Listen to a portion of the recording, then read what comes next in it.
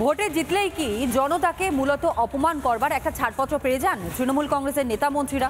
এই যেমন মহুয়া মৈত্র, তৃণমূল কংগ্রেসের কৃষ্ণনগরের সাংসদ, তিনি যে বক্তব্য রাখলেন তাতে কার্যত স্পষ্ট হলো যে রক্ত মাংসের মানুষ হলো স্রেফ শুধু একটা ভোট, এবং সেই ভোটটাই তৃণমূলের কাছে সবচেয়ে দামি। ভোট যদি কেউ না দেয় তাহলে তার কোনো মান সম্মান নেই, সেটা তপশিলি হোক, সংখ্যালঘু হোক, মহিলা হোক, পুরুষ হোক। রক্ত মাংসের মানুষ হলেও তাদেরও অপমান করতে পিছপা হচ্ছেন না তারা। দেখুন, সারা বছর তৃণমূলী আর ভোটের সময় সনাতনী, এটা কি অঙ্ক ভাই? নিজেই শুনলেন তো কি বললেন মাননীয় সাংসদ। লক্ষ্মীর ভান্ডার দিলেও ভোট পাচ্ছে না তৃণমূল।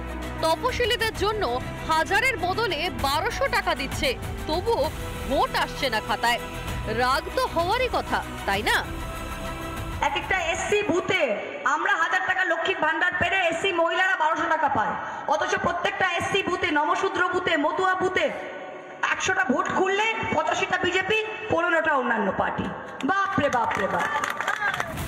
এখানেই থামেননি সাংসদ, রীতিমতো তাদের সনাতনী ধর্মাচরণ কাঠের মালা নিয়ে তাচ্ছিল্য করেছেন।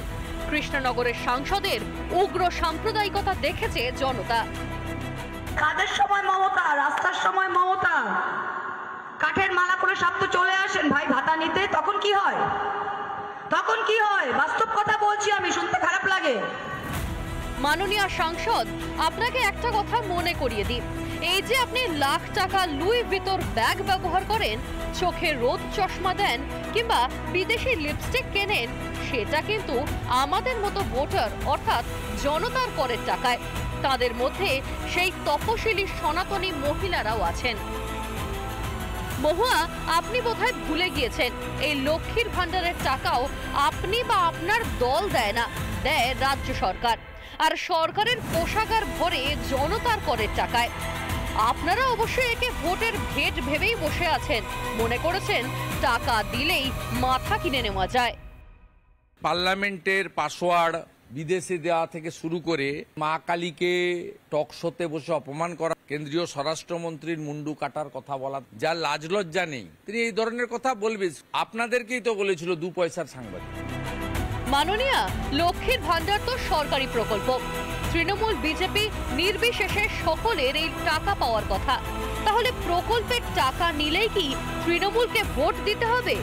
এমন 21 আইন কোথায় লেখা আছে মাননীয়া? রিপাবলিক বাংলা।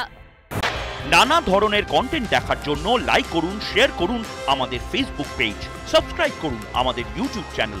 পাশাপাশি অন্যান্য ব্রেকিং নিউজের জন্য অবশ্যই চোখ রাখুন রিপাবলিক বাংলায়।